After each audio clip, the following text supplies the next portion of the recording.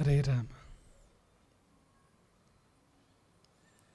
ಈಶ್ವರೋ ಗುರುರಾತ್ಮೇತಿ ಮೂರ್ತಿಭೇದ ವಿಭಾಗಿನೇ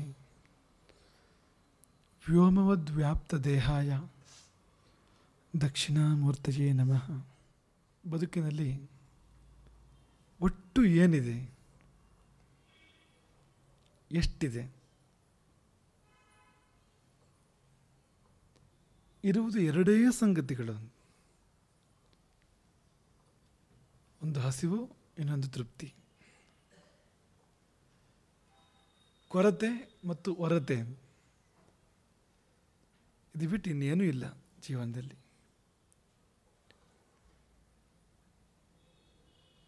ಇಲ್ಲದಿರುವ ಒಂದು ವಸ್ತು ಬೇಕು ಅಂತಾಗತ್ತೆ, ಕೊರತೆ. ಅದು ಸಿಕ್ಕಿದ್ರೆ ತೃಪ್ತಿ, ಸಿಗದಿದ್ದರೆ ಕೊರತೆ ಮುಂದುವರಿಯುತ್ತೆ. ಬೇರೆ ಏನಿದೆ ಹೇಳಿ? ಇದು ಬಿಟ್ಟು ಬೇರೆ ಏನಿದೆ? ಏನಿದ್ರೆ ಏನು ಇದು ಬಿಟ್ಟು? ಈಗ ನಮಗೆ ಹಸಿವಿಲ್ಲ ಅಂತಾದರೆ ಅಂಥ ವಸ್ತುಗಳು ಎಷ್ಟಿದ್ದು ಏನು, ಏನಿದ್ದು ಏನು, ನಮಗೇನು ಸಂಬಂಧ? ನಮಗೇನು ಸಂಬಂಧ ಇಲ್ಲ. ನಮ್ಮ ಪ್ರಪಂಚ ಅಲ್ಲ ಅದು. ನಮ್ಮ ಪ್ರಪಂಚ ಅಂದರೆ ಇಷ್ಟೇ. ಹಸಿವು ತೃಪ್ತಿ, ಹಸಿವು ತೃಪ್ತಿ. ಎಲ್ಲಿಯವರೆಗೆ ಅಂದರೆ ನೀವು ಇದನ್ನು ಸಂಸಾರ ಮತ್ತು ಮುಕ್ತಿಗೂ ಅನ್ವಯಿಸ್ಬೋದು ಅಂತ.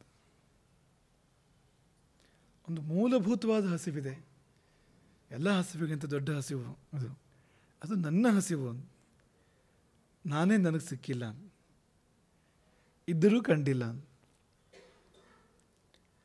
ಅದು ಮೂಲಭೂತವಾಗಿರುವಂಥ ಹಸಿವು. ಅಥವಾ ಜೀವಕ್ಕೆ ದೇವ ಒಂದು ರೀತಿಯಿಂದ ಆಹಾರ. ಯಾಕೆಂದ್ರೆ ತೃಪ್ತಿ ಬರೋದಲ್ಲಿಂದ, ಪೂರ್ಣ ತೃಪ್ತಿ ಬರೋದಲ್ಲಿಂದ. ನಾವು ಇಲ್ಲಿ ಲೌಕಿಕವಾಗಿ ಬಳಸುವಂಥ ಅಷ್ಟು ಸಣ್ಣ ಅರ್ಥದಲ್ಲ. ಆಹರಣಂ ಆಹಾರ, ಒಳಗೆ ತಗೊಳ್ಳುವಂಥದ್ದು. ಆಹಾರ ಶಬ್ದಕ್ಕೆ ಅರ್ಥ ಇರೋದಷ್ಟೇ. ಈಗ ಹೊರಗಿದೆ, ನಮ್ಮೊಳಗೆ ಬಂದು ನಾವೇ ಆಗತ್ತೆ, ಅದು ಆಹಾರ. ಅದು ಆಹರಣಂ ಅನ್ನೋ ಶಬ್ದಕ್ಕೆ ಅರ್ಥ ಅಷ್ಟೇ. ಈಗ ಫಾರಿನ್ ಬಾಡಿ, ಈಗ ಬಾಹ್ಯದಲ್ಲಿದೆ, ಹೊರಗಡೆ ಇದೆ. ಅದು ಅದರ ಒಳಗಡೆ ಬರುತ್ತೆ. ಒಳಗಡೆ ಬರುವಾಗಲೇ ಒಂದು ತೃಪ್ತಿಯನ್ನು ಕೊಡುತ್ತೆ, ಆನಂದವನ್ನು ಕೊಡುತ್ತೆ. ಮಾತ್ರ ಅಲ್ಲ, ನಮ್ಮ ಜೊತೆಗೆ ಅದ್ವೈತವನ್ನು ಸಾಧನೆ ಮಾಡುತ್ತೆ. ಅದಕ್ಕೆ ಆಹಾರ ಅಂತ ಹೆಸರು. ಅದ್ವೈತ ಸಾಧನೆ ಮಾಡ್ತಿದ್ರೆ ಆಹಾರ ಅಲ್ಲ, ನಮ್ಮ ಒಳಗೆ ಬಂದು ಒಂದಾಗಬೇಕು ಅಂತ, ನಮ್ಮ ಹಿತವನ್ನು ಸಾಧನೆ ಮಾಡಬೇಕು. ನಮ್ಮ ರಸರಕ್ತ ಮಾಂಸಗಳಲ್ಲಿ ಕರಗಿ ಒಂದಾಗಿ ಆಮೇಲೆ ನಾವೇ ಆಗಿ ನಿಲ್ಲಬೇಕು ಅಂತ. ಅದಕ್ಕೆ ನಾವು ಉದಾಹರಣೆ ಕೊಡೋದು ಯಾವಾಗಲೂ. ಏನಂದರೆ, ಈಗ ಈ ಹಣ್ಣನ್ನು ಚುಚ್ಚಿದರೆ ನಮಗೇನಾಗಲ್ಲ. ಆದರೆ ಇದನ್ನು ಸೇವಿಸಿದ ಮೇಲೆ, ಇದು ನಮ್ಮೊಳಗೆ ನಾವೇ ಆಗಿ ಒಂದಾದ ಮೇಲೆ ಚುಚ್ಚಿದರೆ ನೋವಾಗತ್ತೆ. ಆ ಭಾಗಕ್ಕೆ ಏನಾದರೂ ನೋವಾಗತ್ತೆ. ಇದು ಏನಾಗುತ್ತೋ ನಮ್ಮೊಳಗೆ ಹೋದ ಮೇಲೆ ಅದನ್ನು ಏನೇ ಮಾಡಿದ್ರು ನಮಗೆ ನೋವಾಗತ್ತೆ. ಅಂದರೆ ನಾವೇ ಆಗಿಬಿಟ್ಟಿರುತ್ತೆ ಅದು ಅಂತ. ಹಾಗಾಗಿ ಆ ಅರ್ಥದಲ್ಲಿ ದೇವನು ಕೂಡ ಅದೇ ಅಂತ. ಅವನನ್ನು ಒಳಗೆ ತೊಗೊಳ್ಬೇಕು ನಾವು. ಈಗ ಅವನೇನೋ ಹೊರಗಲ್ಲ, ಹೊರಗೆ ಅಂತ ಅನಿಸ್ಬಿಟ್ಟಿದೆ ನಮಗೆ. ಏನೊಂದು ಅಂತರ ನಿರ್ಮಾಣ ಆಗಿದೆ, ಗ್ಯಾಪ್ ಬಂದ್ಬಿಟ್ಟಿದೆ. ಒಂದು ಕಾಲ್ಪನಿಕವೇ ಇರ್ಬೋದು, ಬಂದ್ಬಿಟ್ಟಿದೆ ಒಂದು ಗ್ಯಾಪು.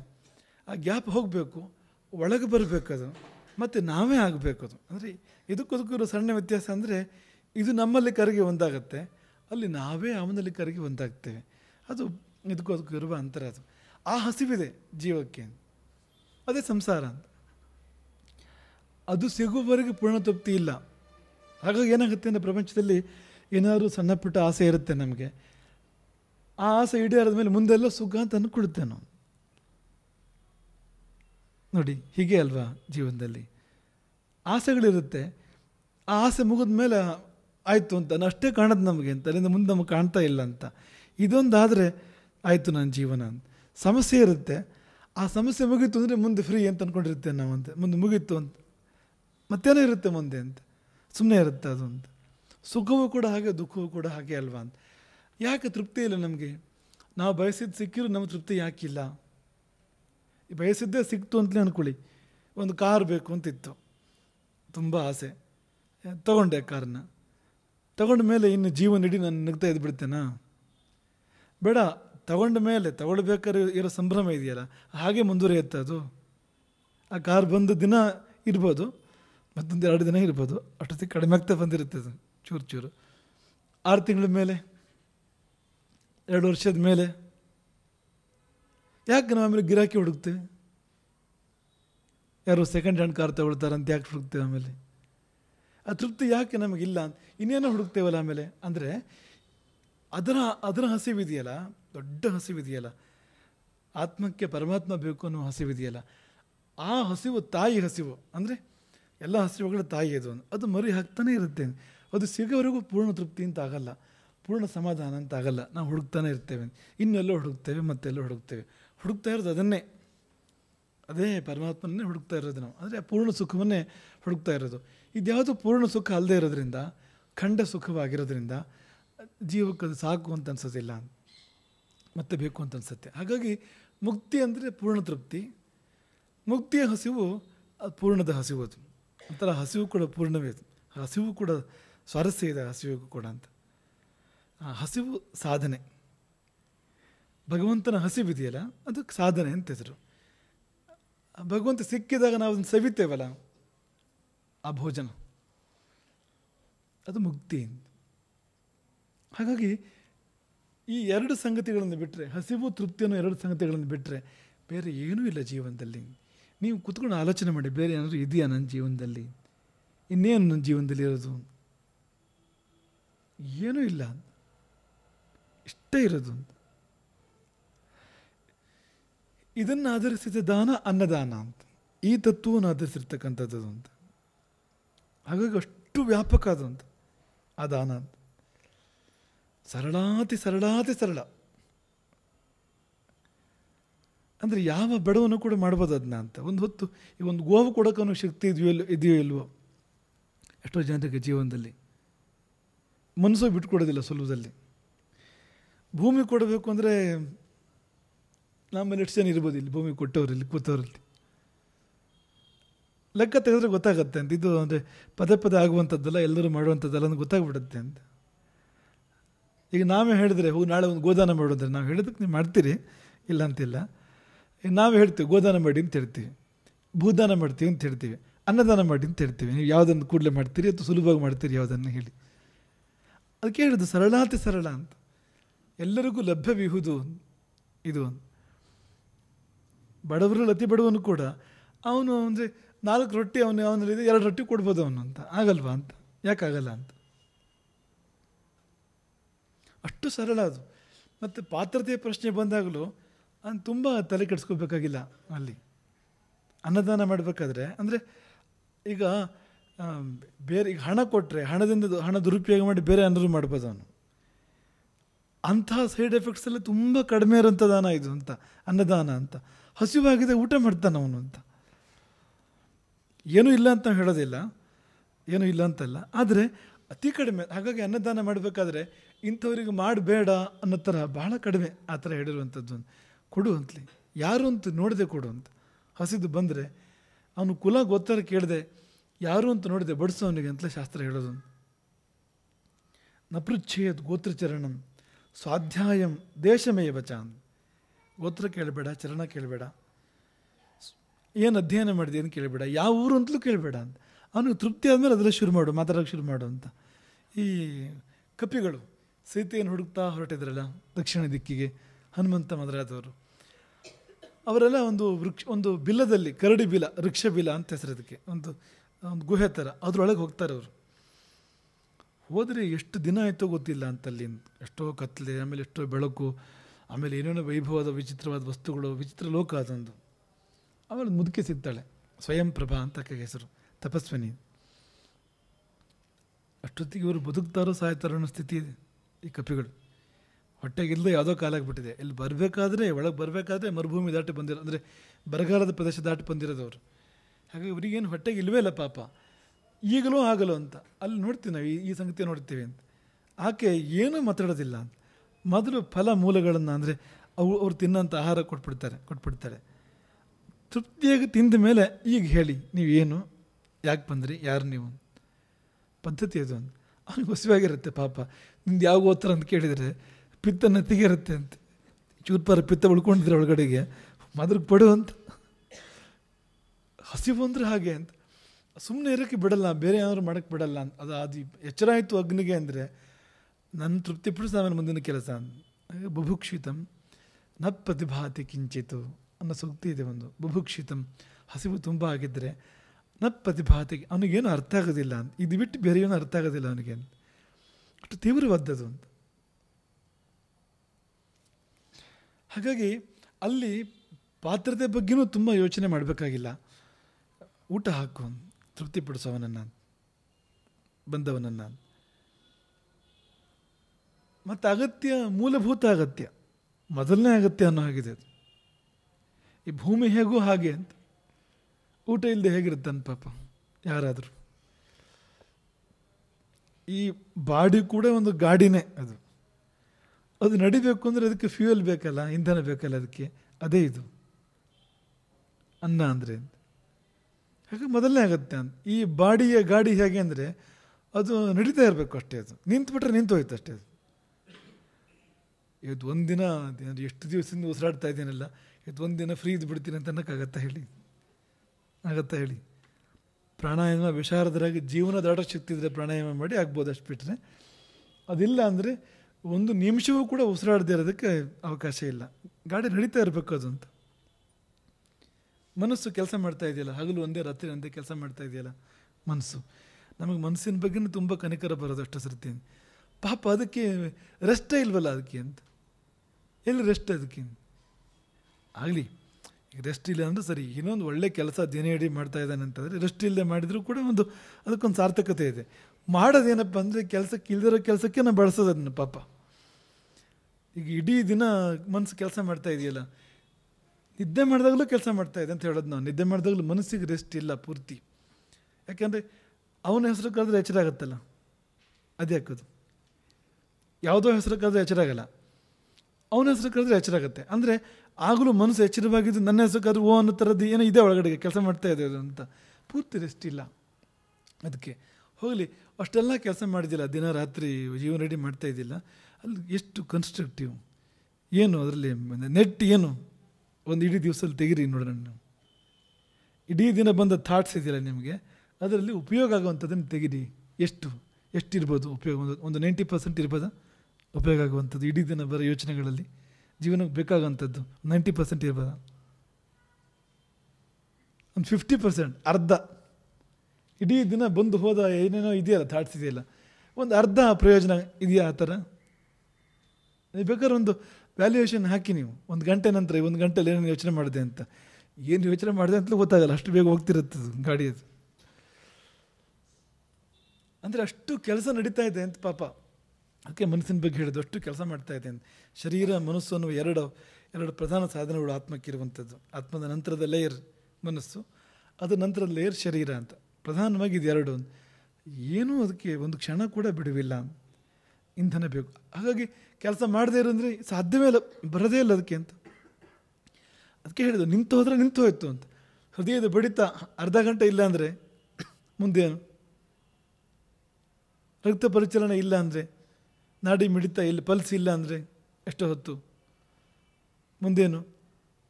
ಒಂದು 5 ದಿನ ಏನೂ ಜೀರ್ಣವೇ ಆಗಿಲ್ಲ ಅಂದರೆ ಕೆಲಸನೇ ಮಾಡಿಲ್ಲ ಅದು ಅಂತಂದರೆ, ಅಂಗಗಳು ಹಾಗಿದೆ ನಮ್ಮ ಶರೀರದಲ್ಲಿ ಅಂತ. ಕಣ್ಣು ತೆರೆದ್ರೆ ಇರೋಷ್ಟೊತ್ತು ಕಣ್ಣು ಕೆಲಸ ಮಾಡ್ತಾನೆ ಇದೆ ಪಾಪ, ಇಂಧನ ಬೇಕಲ್ಲ ಅದಕ್ಕೆ ಅಂತ. ದೇಹದ ಮನಸ್ಸಿನ ದೇಹದ ಮಾತ್ರ ಅಲ್ಲ, ಅತ್ಯಂತ ಮೊದಲ ಅಗತ್ಯ ಅದು ಅಂತ, ಅನ್ನ ಅನ್ನೋದು ಅಂತ. ಅದಿದ್ದರೆ ಏನಾದ್ರು ನಡೆಯೋದು ಮುಂದೆ. ಆಗ ಮೊದಲು ಅದರ ಪೂಜೆ ಕಗ್ಗದ ಕವಿ ಹೇಳಿದರು, ಮೊದಲು ಅದರ ಪೂಜೆ, ಮಿಕ್ಕಿ ಎಲ್ಲ ಅದರಿಂದ. ಅಂದರೆ ಮೊದಲು ಅದರ ಪೂಜೆ ಅಂತ ಕಾನೂನಲ್ಲ, ಅದು ಬಿಡೋದಿಲ್ಲ ಇಲ್ಲಿದ್ರೆ ಅಂತ, ಮಾಡದಿದ್ರೆ ಬಿಡೋದೇ ಇಲ್ಲ ಅದು ಅಂತ. ಅಷ್ಟು ಅಂಥ ಸ್ಟ್ರೈಕ್ ಮಾಡುತ್ತೆ, ಅಂಥ ಗಲಾಟೆ ಮಾಡುತ್ತೆ. ನಿಮ್ಗೆ ಕೊಡದೇ ಇದ್ದರೆ, ಅದಕ್ಕೆ ಹೊತ್ತಿಗೆ ಕೊಡದೇ ಇದ್ದರೆ, ಅದು ಮಾಡೋ ಸ್ಟ್ರೈಕನ್ನು ಬೇರೆ ಯಾರೂ ಮಾಡೋಕ್ಕೆ ಸಾಧ್ಯವೇ ಇಲ್ಲ. ಅಂಥ ಗಲಾಟೆ ಮಾಡುತ್ತೆ ಒಳಗಿಂದ ಅದು. ಕುದಿಯುವುದು ನಿರಾಕರಿಸೆ, ಕಗ್ಗದ ಕವಿ ಹೇಳಿದ್ರು. ಕುದಿಯುವುದು ನಿರಾಕರಿಸೆ, ನಿರಾಕರಿಸಿದ ಕೂಡ ಕುದಿಯುತ್ತೆ ಅದು, ಅಕ್ಷರಶಃ ಕುದಿಯುತ್ತೆ. ಬಿಸಿ ಒಳಗಡೆಗೆ, ಅದು ಆಸಿಡ್ ಇದೆಯಲ್ಲ ಒಳಗಡೆಗೆ, ಕೊತ ಕುದಿಯುತ್ತೆ ಅದು ಅಂತ. ಕುದಿಯುವುದು ನಿರಾಕರಿಸೆ ಅಂಥದ್ದು ಅಂತ ಮೂಲಭೂತ ಅಗತ್ಯ, ಮೊದಲ ಅಗತ್ಯ. ಅಲ್ಲಿಂದ ಶುರು ಮಾಡಿ. ಅಂದರೆ ಯಾವುದಾದ್ರು ಒಂದು ಪಶುವಾದರೂ ಕೂಡ, ಒಂದು ಕ್ರಿಮಿಕೀಟ ಆದರೂ ಕೂಡ, ಹಸಿವಾದಾಗ ಒಂದು ಈಗ ಇರುವೆಗೆ ನೀವು ಒಂದು ಕಾಳು ಹಾಕಿದರೂ ಕೂಡ ಅಷ್ಟು ಮೂಲಭೂತ ಅಗತ್ಯ ಅದು ಅಂತ. ತಿನ್ಕೊಂಡು ಏನೋ ತಂಪಾಗುತ್ತೆ ಅದು, ಏನೋ ತನ್ನ ಕೆಲಸ ತಾನು ಮಾಡ್ಕೊಳ್ಳುತ್ತೆ ಅದು ಅಂತ. ಅಷ್ಟು ಸರಳ, ಆದರೆ ಡೆಪ್ತ್ ಎಷ್ಟು ಅದಕ್ಕೆ ಅಂದರೆ ಅನ್ನದಾನಕ್ಕೆ. ಅನ್ನ ಏನೇನಾಗುತ್ತೆ ಮುಂದೆ ಅಂತ ಯೋಚನೆ ಮಾಡಿ ನೀವು ಅಂತ. ನೀವು ಅನ್ನ ಕೊಟ್ಟರೆ ರಕ್ತ ಕೊಟ್ಟಾಗಾಯಿತು, ಅನ್ನ ಕೊಟ್ಟವನಿಗೆ ಮಾಂಸ ಕೊಟ್ಟಾಗಾಯಿತು, ಅಂದರೆ ಅವನ ದೇಹದ ಮಾಂಸವನ್ನು ಅಸ್ಥಿ ಕೊಟ್ಟಾಗಾಯಿತು, ಅವನಿಗೆ ಮಜ್ಜೆ ಮೇಧಸ್ಸನ್ನು ಕೊಟ್ಟಾಗಾಯಿತು, ಚರ್ಮ ಕೊಟ್ಟಾಗಾಯಿತು. ಅಂದರೆ ಇದೆಲ್ಲ ಆಹಾರವೇ ಹೋಗಿ ಆಗುತ್ತಾನೆ. ಅವನಿಗೆ ಶಕ್ತಿ ಕೊಟ್ಟಾಗಾಯಿತು, ತಿನ್ನುವಾಗಲೇ ಒಂದು ಖುಷಿ ಆಗುತ್ತೆ ಅವನಿಗೆ, ಆ ಖುಷಿಯನ್ನು ಕೊಟ್ಟಾಗಾಯಿತು. ರುಚಿ ಇದೆಯಲ್ಲ ನಾಲಿಗೆ, ಅದು ಇನ್ಸ್ಟಂಟ್ ಅಂತದ್ದು. ಅಂದರೆ ಅದು ನಾಳೆ ಖುಷಿ ಆಗುತ್ತೆ ಅಂತಿಲ್ಲ ಅಂತ ಇವತ್ತು ಊಟ ಮಾಡಿದರೆ ಅಂತ ಆಗಲ್ಲ ಅಂತ. ನೀನು ಬೇರೆ ಏನು ಕೊಟ್ಟರು ಅದು ತಗೊಂಡೋಗಿ ಆಮೇಲೆ ಮೆಟೀರಿಯಲ್ಸ್ ಆಗಬೇಕು, ಅದು ಟೈಮ್ ಬೇಕು ಅದಕ್ಕೆ. ನೀನು ಭೂಮಿಗೆ ಕೊಟ್ಟರೆ ಅವನು ಅಲ್ಲಿ ಬೆಳೆದು ಸಮಯ ಬೇಕು, ಅದಕ್ಕೆ ಮನೆ ಕಟ್ಟಿ ಸಮಯ ಬೇಕು, ಅದಕ್ಕೆ ಕೊಟ್ಟ ಇದೆ ಅಂತ ಅನ್ನೋ ಆ ಖುಷಿ ಬಿಟ್ಟರೆ ಇದು ಹಾಗಲ್ಲ ಅಂತ. ಬಾಯಲ್ಲಿ ಇಡ್ತಿರೋ ಹಾಗೇ ಖುಷಿ ಕೊಡುತ್ತೆ ಅದು, ಅಂತ ಸಂತೋಷ ಕೊಡುತ್ತೆ ಅದು ಅಂತ. ಅಂಥ ದಾನ ಅದು ಅಂತ. ಪ್ರತ್ಯಕ್ಷ ಮೊದಲು ಹೇಳ್ತಾರೆ, ಪ್ರತ್ಯಕ್ಷಂ ಪ್ರೀತಿ ಜನನಂ ಭೋಕ್ತರು ಧಾತುರ್ಭವತ್ಯುತ. ಪ್ರತ್ಯಕ್ಷಂ ಪ್ರೀತಿ ಜನನಂ, ಆ ಪ್ರೀತಿ ಪ್ರತ್ಯಕ್ಷ ಅಲ್ಲಿ ಅಂತ ಅನ್ನದಾನದಲ್ಲಿ. ಭೋಕ್ತು ಧಾತು, ಇಬ್ಬರಿಗೂ ಕೊಡುವವನಿಗೂ ಖುಷಿ, ಉಣ್ಣುವವನಿಗೂ ಖುಷಿ. ಭೋಕ್ತರು ಧಾತುರ್ಭವತ್ಯುತ. ಸರ್ವಾಣ್ಯನ್ಯಾನಿ ದಾನಾನಿ ಪರೋಕ್ಷ ಫಲವಂತ್ಯುತ. ಅದು ಪರೋಕ್ಷ ಫಲ ಉಳಿದ ದಾನಗಳಲ್ಲ ಅಂತ. ಇದು ಪ್ರತ್ಯಕ್ಷ ಅಂತ. ಹಾಗಾಗಿ ಅದರ ಸಂಸರ್ಗ ಆಗ್ತಿರೋ ಹಾಗೇನೆ ಒಂದು ಖುಷಿ ಅನುಭವ. ಒಳಗೆ ಹೋದಾಗ ತೃಪ್ತಿ, ಹಸಿವಿನ ಶಮನ, ಪುಷ್ಟಿ, ಅಂದರೆ ಶರೀರಕ್ಕೆ ಶಕ್ತಿ ಬರುವಂಥದ್ದು, ಪುಷ್ಟಿ ಬರುವಂಥದ್ದು, ಶರೀರ ಯಂತ್ರ ನಡೆಸೋದಕ್ಕೆ ಬೇಕಾಗಿರುವಂಥ ಎನರ್ಜಿ ಅದು ಸಿಗುವಂಥದ್ದು. ಅದು ಅಲ್ಲಿಂದ ಮುಂದೆ ಹೋದರೆ ನಮ್ಮ ಶರೀರವೇ ಆಗತ್ತಲ್ಲ, ಅದೆಲ್ಲ ಕೊಟ್ಟಾಗಾಯಿತು ಅಂತ ಅನ್ನ ಕೊಟ್ಟವನು ಅಂತ. ಇನ್ನು ಮುಂದೆ ಹೋದರೆ ಅದು ಮೇಧೆ ಆಗತ್ತೆ. ಈಗ ತುಪ್ಪದಂಥ ಆಹಾರವಾದರೆ ತುಪ್ಪವು ನೇರವಾಗಿ ಮೇಧೆಯೇ ಆಗಿ ಪರಿಣಮಿಸುತ್ತೆ ಅಂತ ಹೇಳುತ್ತೆ ಯೋಗಶಾಸ್ತ್ರ. ತುಪ್ಪಕ್ಕೂ ಬೇರೆದಕ್ಕೂ ಏನಂತೆ, ತುಪ್ಪ ಮೇಧೆಯಾಗಿ ಕನ್ವರ್ಟ್ ಆಗುತ್ತೆ, ಮೇಧೆಯಾಗಿ ಪರಿವರ್ತನೆ ಆಗುತ್ತೆ ಅದು ಅಂತ, ಅಂಥದ್ದು ಅಂತ. ಅಲ್ಲಿವರೆಗೆ ಅನ್ನಕ್ಕೆ ಮುಕ್ತಿಯವರೆಗೆ ವ್ಯಾಪ್ತಿ ಇದೆ. ತುಂಬ ಸ್ಥೂಲವಾಗಿ ಕಂಡರೂ ಕೂಡ ಮುಕ್ತಿವರೆಗೆ ವ್ಯಾಪ್ತಿ ಇದೆ. ಅದೇ ಆಹಾರ ಶುದ್ಧವು ಸತ್ವಶುದ್ಧವು ಧ್ರುವ ಸ್ಮೃತಿಲಂಬೆ ಸರ್ವಗ್ರಂಥೀನಾಂ ವಿಪ್ರಮೋಕ್ಷ. ಆಹಾರ ಶುದ್ಧವಾದರೆ ಸತ್ವಶುದ್ಧಿ, ಒಳಗಿನ ಸತ್ವ ಶುದ್ಧ ಆಗುತ್ತೆ. ಸತ್ವಶುದ್ಧಿ ಆದರೆ ಧ್ರುವ ಸ್ಮೃತಿ ನೆನಪಾಗತ್ತೆ ಅಂತ. ಮರೆತು ಹೋಗಿದ್ದೆಲ್ಲ, ನಾನು ಯಾರು, ನಾನು ಎಲ್ಲಿಂದ ಬಂದೆ, ಆ ಸ್ಮೃತಿ ಬರಬೇಕು ಅಂದ್ರೆ ಒಳಗಡೆ ಶುದ್ಧ ಆಗಬೇಕು ಅಂತ. ಆ ಶುದ್ಧತೆ ಅನ್ನಶುದ್ಧಿಯಿಂದ. ಅನ್ನ ಒಳಗೆ ಹೋಗುತ್ತೆ ತಾನೆ, ಅನ್ನದ ರೂಪದಲ್ಲಿ ಶುದ್ಧಿ ಒಳಗೆ ಹೋದರೆ ಒಳಗೆಲ್ಲ ಶುದ್ಧ ಆಗುತ್ತಲ್ವ, ಪವಿತ್ರ ಆಗುತ್ತಲ್ವ ಒಳಗೆಲ್ಲ. ಹಾಗಾಗಿ ಧ್ರುವ ಸ್ಮೃತಿ ನೆನಪು ಬಂತು ಅಂದರೆ ಸರ್ವಗ್ರಂಥೀನಾಂ ವಿಪ್ರಮೋಕ್ಷ, ಮುಕ್ತಿ. ಆ ಸಂಕೋಲೆಗಳೆಲ್ಲ ಕಳಚಿ ಹೋಗ್ತೇವೆ, ನಮ್ಮನ್ನು ಬಂಧಿಸಿರೋ ಸಂಕೋಲೆಗಳೆಲ್ಲ. ನೆನಪಿಗೆ ಕಾಯ್ತಾ ಇರೋದಷ್ಟೇ ಅದೆಲ್ಲ ಅಂತ. ನನಗೆ ನಾನು ಯಾರು ಅಂತ ನೆನಪಾಯಿತು ಅಂದರೆ ಮತ್ತೆ ಯಾವ ಮಾಯೆಗೂ ಅಲ್ಲಿ ಜಾಗ ಇಲ್ಲ. ಮಾಯೆ ಓಡೋದೆ, ಬಿಟ್ಟು ಓಡೋದೆ. ನೆನಪಿಗೂ ಮಾಯೆಗೂ ವೈರ ಅಂತ. ಮಾಯೆ ಅಂದರೆ ಮರೆವು,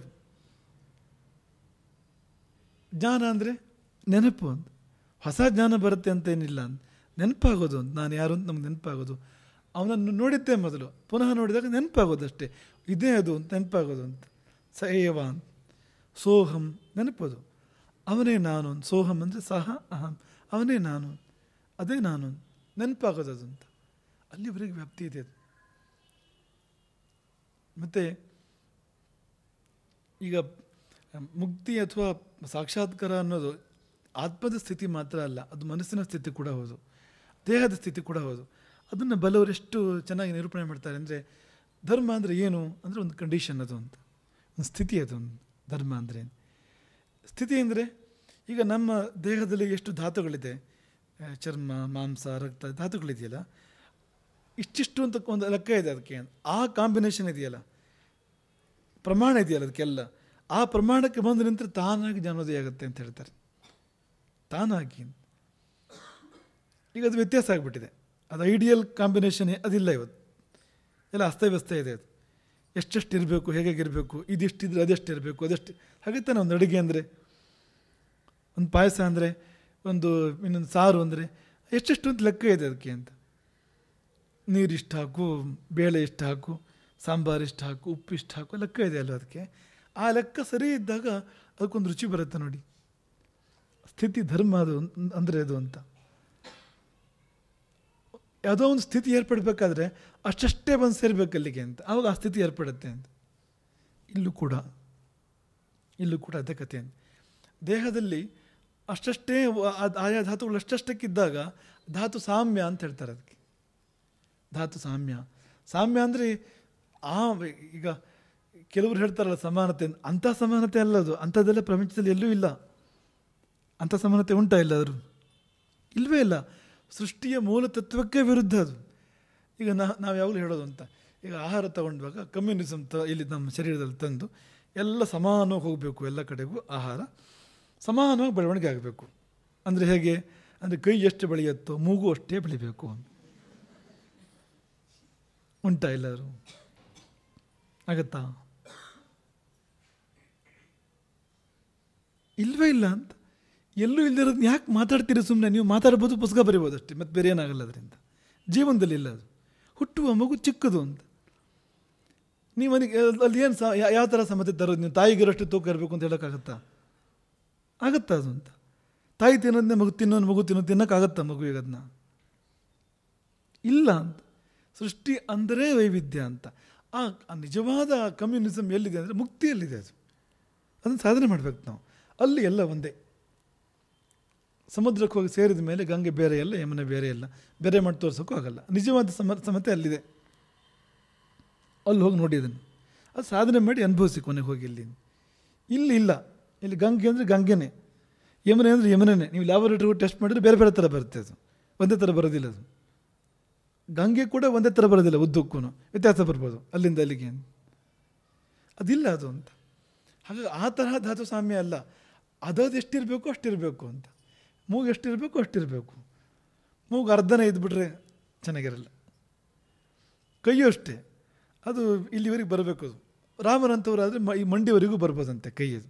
ಮಂಡಿವರೆಗೆ ಬಂದರೆ ಆಜಾನುಬಾಹು ಮಹಾಪುರುಷ ಲಕ್ಷಣ ಅದು. ಅಲ್ಲಿವರೆಗೆ ಕೈ ಬಂತು, ನಿಂತಾಗ ಕೈ ಮಂಡಿಗೆ ತಗೊಳಿತ್ತು ಅಂತ. ಬಗ್ಗಿಯಲ್ಲ, ನಾನು ರಾಮ ಅಂತ ಬಗ್ಗಿ ಮಂಡಿ ಮುಟ್ಟಿಬಿಟ್ಟೆ, ಹಂಗಲ್ಲ. ನೆಟ್ಟಾಗ ನಿಂತ್ಕೊಂಡು ಕೈ ಇಳಿಬಿಟ್ರೆ ಕೈ ಬೆರಳು ಹೋಗಿ ತಾಗಬೇಕು ಅದಕ್ಕೆ ಮಂಡಿಗೆ ಅಂತ. ಅದು ಚೆಂದ. ಅದು ಇಲ್ಲ, ನಾನು ರಾಮನಿಗಿಂತ ಜಾಸ್ತಿ ಕಾಲವರೆಗೂ ಬರುತ್ತೆ, ಪಾದದವರೆಗೂ ಬರುತ್ತೆ ಅಂದರೆ ನೀನು ಯಾವುದೋ ಪ್ರೇತ ನೀನು ಅಂತ, ನೀನು ಇದಲ್ಲ ಅಂತ, ಜನ ಅಲ್ಲ ನೀನು ಅಂತ, ಸರಿಯಾದ ಜನ ಅಲ್ಲ ಅಂತ ಅನ್ಬೇಕಾಗತ್ತೆ ಅದು ಅಂತ. ಹಂಗೆಲ್ಲ ಅಲ್ಲ ಸಾಮ್ಯ ಅಂದರೆ, ಹಂಗೆಲ್ಲ ಅಲ್ಲ. ಅದದು ಇರುವ ಹಾಗಿರಬೇಕು, ಅದದು ಇರುವಷ್ಟಿರಬೇಕು ಅಂತ. ಅದೇ ಧಾತು ಸಾಮ್ಯ ಅಂತ. ಈ ಧಾತು ಸಾಮ್ಯವನ್ನೇ ಆಯುರ್ವೇದ ಆರೋಗ್ಯ ಅಂತ ಹೇಳಿದೆ ಅಂತ. ಧಾತು ಸಾಮ್ಯವೇ ಆರೋಗ್ಯ, ಧಾತು ವೈಷಮ್ಯವೇ ರೋಗ ಅಂತ. ಧಾತುಗಳಲ್ಲಿ ವೈಷಮ್ಯ ಬಂದ ಕೂಡಲೇ ರೋಗ ಅಂತ. ಸಾಮ್ಯ, ತ್ರಿಗುಣಗಳು ಸಾಮ್ಯ ಬರಬೇಕು. ಸತ್ವ ರಜಸ್ಸು ತಮಸ್ಸು ಸಾಮ್ಯ ಬರಬೇಕು ಅವುಗಳಲ್ಲಿ. ಅದದು ಇರೋ ಹಾಗಿರಬೇಕು. ಸತ್ವದ ನಂತರ ರಜಸ್ಸು, ಅದರ ನಂತರ ತಮಸ್ಸು ಒಂದಕ್ಕೊಂದು ಅಧೀನವಾಗಿ ಬರಬೇಕು. ಬಂದ ತಕ್ಷಣ ಜ್ಞಾನೋದಯ ಆಗುತ್ತೆ, ಆ ಕ್ಷಣದಲ್ಲಿ ಸಾಕ್ಷಾತ್ಕಾರ ಆಗುತ್ತೆ. Ideal combination. ಅದಕ್ಕೆ ಧರ್ಮ ಅಂತ ಹೆಸರು. ಅಷ್ಟು ಹತ್ತಿರ ಇದೆ ಧರ್ಮಕ್ಕೂ ಮತ್ತು ಸಾಕ್ಷಾತ್ಕಾರಕ್ಕೂ. ಹತ್ತಿರ ಅಂದ್ರೇನು, ಒಂದೇ ಅಂತ ಅನ್ನೋಷ್ಟು ಅಂತ. ಇದು ಹೀಗೆ ಬರ್ತಿರಾಗ ಅದು ಹಾಗಾಗತ್ತೆ ಅಂತ. ಮನಸ್ಸಲ್ಲೂ ಕೂಡ ಹಾಗೆ ಯಾವುದೋ ಒಂದು ಸ್ಥಿತಿ ಏರ್ಪಡಬೇಕು ಮನಸ್ಸಲ್ಲೂ ಕೂಡ ಅಂತ. ಅದ್ರ ಹಿಂದೆ ಆಹಾರ ಇದೆ. ಧಾತು ವೈಷಮ್ಯದ ಹಿಂದೆ ಕೂಡ ಅನ್ನ ಇದೆ. ಧಾತು ಸಾಮ್ಯದ ಹಿಂದೆ ಕೂಡ ಅನ್ನ ಇದೆ. ಅನ್ನವನ್ನು ಎಷ್ಟು ಬೇಕು ಹೇಗೆ ಬೇಕು ಹಾಗೆ ತಗೊಂಡಾಗ ಧಾತು ಸಾಮ್ಯವನ್ನು ಉಂಟು ಮಾಡುತ್ತೆ ಅದು. ಅವರು ಆಯುರ್ವೇದವರು ಧಾತುಗಳನ್ನ ಇನ್ನೊಂದು ಭಾಷೆಯಲ್ಲಿ ಹೇಳ್ತಾರೆ ಅವರು. ವಾತ ಪಿತ್ತ ಕಫ ಅಂತ ಹೇಳ್ತಾರೆ ಅವರು. ಅವುಗಳ ಮಧ್ಯೆ ಹೊಡೆದಾಟ ಆಗ್ತಾಯಿದ್ರೆ ರೋಗ ಅಂತವ್ರು ಹೇಳೋದು. ಯುದ್ಧ ಆಗ್ತಾಯಿದ್ರೆ ರೋಗ ಅಂತ. ಅವುಗಳ ಮಧ್ಯೆ ಸಾಮ್ಯ ಬಂತು ಅಂದರೆ ಆರೋಗ್ಯ ಅಂತ. ಧಾತು ಸಾಮ್ಯ ಅಂತ. ಧಾತು ತ್ರಿಧಾತು ಸಾಮ್ಯ ಹಾಗೆಲ್ಲ ಇದೆ ಅವ್ರದ್ದೆಲ್ಲ. ಕೆಲವೆಲ್ಲ ಅವರ ಆ ಥರದ ರೆಫರೆನ್ಸಸ್ ತುಂಬ ಇದೆ ಅಲ್ಲಿ.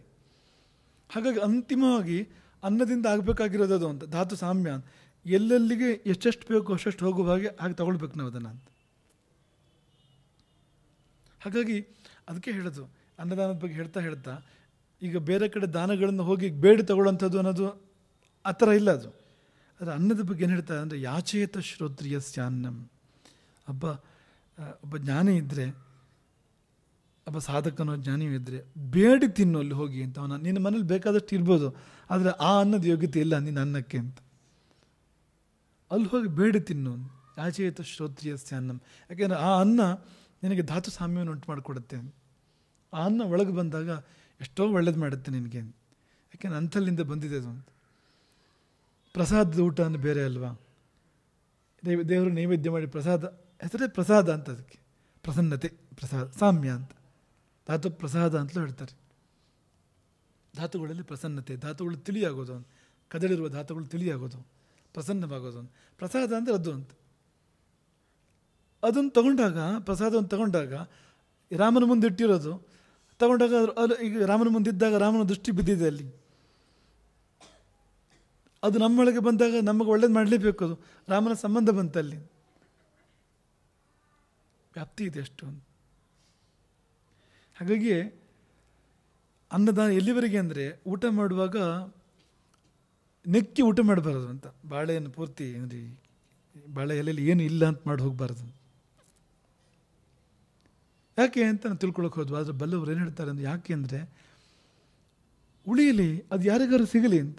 ಯಾರಿಗಾರು ಅಂದರೆ ಕ್ರಿಮಿಕೀಟಗಳಿಗೆ ಅಥವಾ ಪಕ್ಷಿಗಳಿಗೆ ಯಾವುದಕ್ಕಾದ್ರೂ ಸಿಗುತ್ತೆ ಅಂತ. ಅದು ಚೆಲ್ಲಿದಾಗ ಹೊರಗಡೆಗೆ ಚೆಲ್ಲಿದ್ರೆ ವ್ಯರ್ಥ ಅಂತ ಯಾರು ಹೇಳಿದ್ದು? ಅಲ್ಲ, ಹಾಗಲ್ಲ. ಅದು ಇನ್ಯಾವುದೋ ತಗೊಂಡು ಹೋಗುತ್ತೆ, ಯಾವುದೋ ಹಕ್ಕಿ ತಿನ್ಬೋದು, ಯಾವುದೋ ಹುಳು ತಿನ್ಬೋದು. ಅದನ್ನು ಅವೆಲ್ಲ ಜೀವಗಳಲ್ವ, ಅದಕ್ಕೂ ನಾವು ಅನ್ನ ದಾನ ಮಾಡಬೇಡ್ವಾ? ಅಲ್ಲೂ ಕೂಡ. ಆದರೆ ಒಬ್ಬ ನಿಜವಾಗಿ ಒಬ್ಬ ಸಾಧಕನೋ ಒಬ್ಬ ಸತ್ಪುರುಷನೋ ಆದರೆ ಆ ಮನೆ ಸುತ್ತಮುತ್ತ ಎಷ್ಟೋ ಜೀವಗಳು ಕಾಯ್ತವೆ ಅಂತ ಹೇಳ್ತಾರೆ. ಅಂದರೆ ಆ ಮನೆ ಅನ್ನ ಸಿಗತ್ತಾ ಅಂತ, ಅವುಗಳಿಗೆ ಇಲ್ಲ ಅಂತ ಮಾಡಬಾರ್ದು ಅಂತ. ಹಾಗಾಗಿ ಅದು ಹೆಚ್ಚಾಗಬೇಕು, ಅದು ಅಂತ ತುಂಬಿ ತುಳುಕಬೇಕು ಅದು ಅಂತ. ಅಷ್ಟೇ ಅಂತಲ್ಲ ಅಂತ. ಊಟ ಮಾಡಬೇಕಾದ್ರೆ ಮೊದಲೆಲ್ಲ ಏನಂದ್ರೆ ಒತ್ತಾಯ ಮಾಡಿ ಬಡಿಸೋದು ಹಾಗೆಲ್ಲ ಇತ್ತು ಅಂತ. ತೃಪ್ತಿ ಆಗೋರಿಗೆ ಉಳಿಬೇಕು ಆಮೇಲೆ ಅಂತ. ಉಳಿದ್ರೆ ಬಾಳಲ್ಲಿ ಬಿಟ್ಟರೆ ಅದು ಶೋಭೆ. ಅದು ಉಳಿದಿದ್ದರೆ ಅಂದರೆ ಏನೋ ದಾರಿದ್ರ್ಯ ಅದು ಅಂತ. ಅಷ್ಟಕ್ಕಷ್ಟೇ ಅಂತ. ಆ ಶಬ್ದ ಚೆನ್ನಾಗಿದೆ ನೋಡಿ. ಅವ್ರಿಗೂ ಹೇಗಿದೆ ಅಂದರೆ ಅಷ್ಟಕ್ಕಷ್ಟೇ ಅಂತ. ಏನಾಗೋದ್ರೆ ಒಳ್ಳೇದದು, ಒಳ್ಳೇದೇನಲ್ಲ ಅದು ಅಂತ. ಹಾಗಲ್ಲ, ಉಳಿಲಿ ಅದು ಅಂತ, ಯಾರ್ಯಾರಿಗೂ ಲಭ್ಯ ಆಗಲಿ ಅಂತ. ಹೀಗೆಲ್ಲ ಹೇಳಿದ್ದಾರೆ ಅದನ್ನು. ಯಾವ್ಯಾವುದು ಈಗ ನಾವು ದೇವರ ನೈವೇದ್ಯ ಮಾಡಿರ್ತೇವೆ ಅಥವಾ ಸತ್ಪುರುಷರು ಊಟ ಮಾಡಿರ್ತಾರೆ, ಭಿಕ್ಷೆ ಆಗಿರುತ್ತೆ ಅಂತ ಅಂದ್ಕೊಳ್ಳಿ. ಉಳಿದಿದ್ದು ಯಾರ್ಯಾರಿಗೂ ಆ ಪ್ರಸಾದ ದೊರೀಲಿ ಅಂತ, ಅವರಿಗೆಲ್ಲ ಏನಾದ್ರು ಒಳ್ಳೆಯದಾಗಲಿ ಅದರಿಂದ ಅನ್ನೋ ಭಾವ ಇದೆ ಅಲ್ಲಿ ಅಂತ.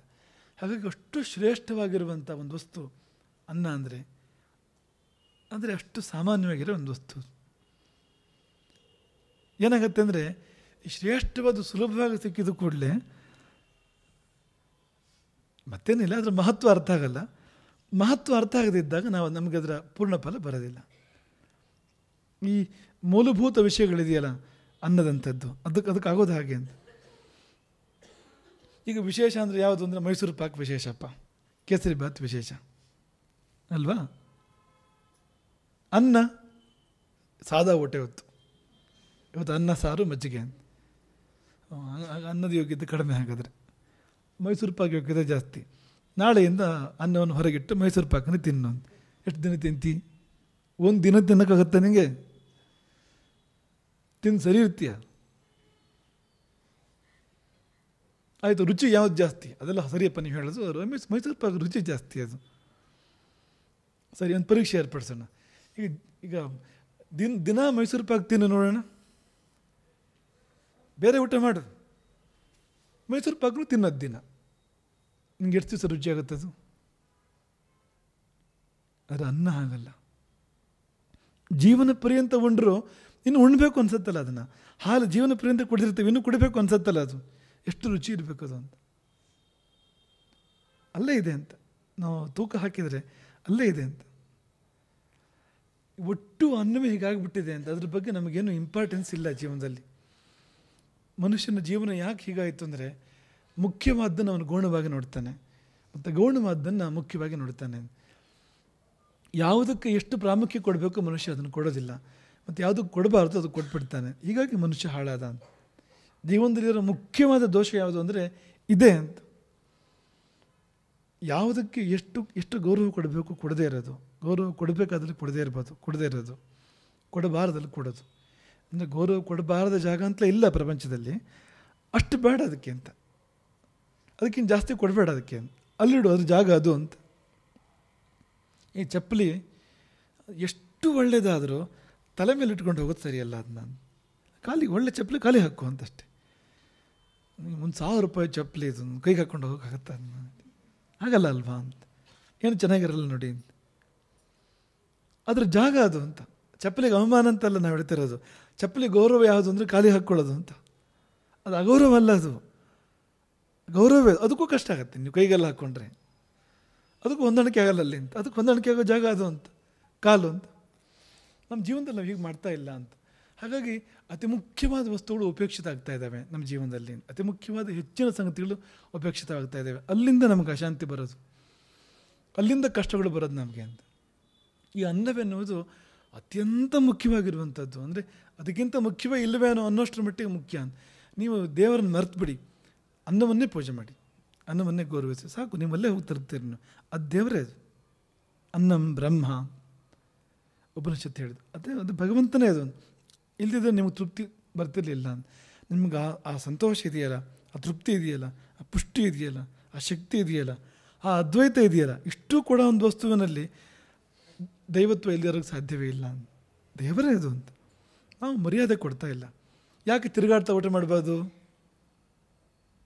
ಯಾಕೆ ಹೆಂಗೆ ಊಟ ಮಾಡಬಾರ್ದು ಅಂದರೆ ಅದಕ್ಕೆ ಕೊಡೋ ಮರ್ಯಾದೆ ಕೊಡು ನೀನು ಅಂತಷ್ಟೇ. ಅನ್ನಕ್ಕೆ ಕೊಡೋ ಮರ್ಯಾದೆ ಕೊಡು, ಕೊಟ್ಟರೆ ನೀ ಹಾಗಿರ್ಬೇಕಾಗತ್ತೆ ನೀನು ಅಂತ. ಅನ್ನವನ್ನು ಹಾಗೆ ನೀನು ನೆಗ್ಲೆಕ್ಟ್ ಮಾಡಿ ಏನೋ ಮಾಡ್ತೀನಿ ಹೇಳ್ತಾರೆ, ಅಲ್ಲ ಅದು ಅಂತ. ಟಿ ವಿ ನೋಡ್ತಾ ಇರ್ತೀನಿ, ಊಟ ಮಾಡ್ತಾ ಇರ್ತೀನಿ, ಅಲ್ಲ. ನೀ ಅನ್ನದ ಕಡೆ ಹೊರಟಾಗ ಪೂರ್ತಿ ಅಭಿಮುಖ ಆಗಬೇಕು ಅನ್ನಕ್ಕೆ, ಆ ಕಡೆ ಈ ಕಡೆ ಇರಬಾರ್ದು. ಮತ್ತೆ ಹಾಗೆ ನೀನು ಊಟ ಮಾಡಿದರೆ ಊಟ ಪೂಜೆ ಆಗುತ್ತೆ, ಯಾಕೆಂದರೆ ಅನ್ನ ದೇವರು. ಹಾಗಾಗಿ ಅನ್ನ ದೇವರಾದಾಗ, ಊಟ ಪೂಜೆ ಆದಾಗ, ನೀವು ಅನ್ನದಾನ ಮಾಡಿದರೆ ಇನ್ನೇನು ಹೇಳೋದು ಅಂತ, ಅದರ ಮಹಿಮೆಗೆ ಇನ್ಯಾವ ಸಮಾನ ಆಗೋಕ್ಕೆ ಸಾಧ್ಯ. ಆದರೆ ಅದು ಅತ್ಯಂತ ಸುಲಭ. ಹರಿರಾಮ್.